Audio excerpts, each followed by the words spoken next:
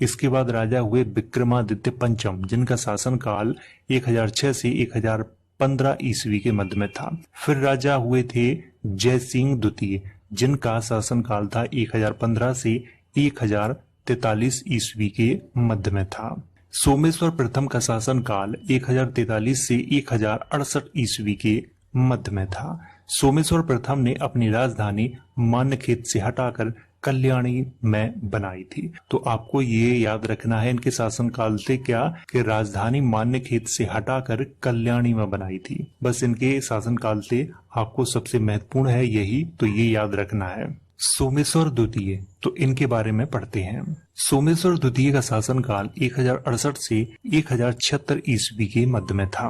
1076 ईस्वी में विक्रमादित्य षष्ठ ने सोमेश्वर द्वितीय को बंदी बनाकर जेल में डाल दिया था और स्वयं संपूर्ण कल्याणी के साम्राज्य का राजा बन गया था। देखिए, अगर इनका आपको और डिटेल में इतिहास पढ़ना है तो नीचे लिंक दी गई है वेबसाइट की, तो वहां से जाके आप इनका अच्छे से इतिहास पढ़ सकते हो। विक्रमादित्य षष्ठ का मतलब होता है नंबर 6, क्योंकि विक्रमादित्य नाम के इस वंश में कई राजा हुए, तो ये 6वें नंबर के विक्रमादित्य थे, तो इसीलिए इनके नाम के आगे षष्ठ लिखा हुआ है। विक्रमादित्य षष्ठ का शासनकाल 1076 से 1126 ईस्वी के मध्य में था और ये कल्याणी के चालुक्य वंश के सबसे शक्तिशाली तथा महान राजा भी थे, तो इनको ये आपको याद रखना है। विक्रमादित्य षष्ठ ने विक्रमांक और त्रिभुवन मल्ल की उपाधि धारण की थी। कौन कौन सी उपाधि धारण की थी? विक्रमांक और त्रिभुवन मल्ल। तो ये आपको यहाँ पे ध्यान रखना है कि ये दो उपाधियां किसने धारण की थी? विक्रमादित्य षष्ठ ने। विक्रमादित्य षष्ठ के दरबार में मिताक्षरा ग्रंथ के रचनाकार विज्ञानेश्वर रहते थे। इनके बारे में बहुत बार एग्जाम में पूछा गया है, तो इनको आप विशेष तौर पे याद रखें। यहाँ पे विक्रमादित्य षष्ठ के बाद सोमेश्वर तृतीय, जिनका शासनकाल 1126 से 1138 ईस्वी के मध्य में था। फिर राजा हुए जगेदक मल्ल द्वितीय, जिनका शासनकाल था 1138 से 1155 ईस्वी के मध्य में था। फिर राजा हुए तैलप तृतीय, जिनका शासनकाल 1155 से 1163 ईस्वी के मध्य में था। फिर राजा हुए जगेदक मल्ल तृतीय, जिनका शासनकाल 1163 से 1183 ईस्वी के मध्य में था। लेकिन ये राजा कोई भी इनमें से शक्तिशाली नहीं था और इनके बाद कल्याणी का जो चालुक्य साम्राज्य है वो धीरे धीरे डगमगाने लगा था।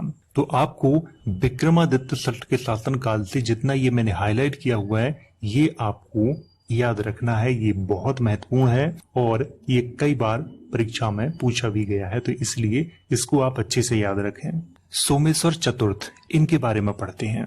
सोमेश्वर चतुर्थ का शासनकाल संभवतः 1184 से 1200 ईस्वी के मध्य में था और इन्हें ही अंतिम राजा माना जाता है कल्याणी के चालुक्य वंश का। ये आपको ध्यान रखना है, ये मैंने लिखा नहीं है लेकिन आपको ध्यान रखना है। 1189 ईस्वी में यादव वंशीय राजा ने सोमेश्वर चतुर्थ को बुरी तरह पराजित करके कल्याणी छोड़ने पर मजबूर कर दिया था और सोमेश्वर चतुर्थ ने अपना बाकी जीवन गोवा में एक सामंत के रूप में व्यतीत किया था।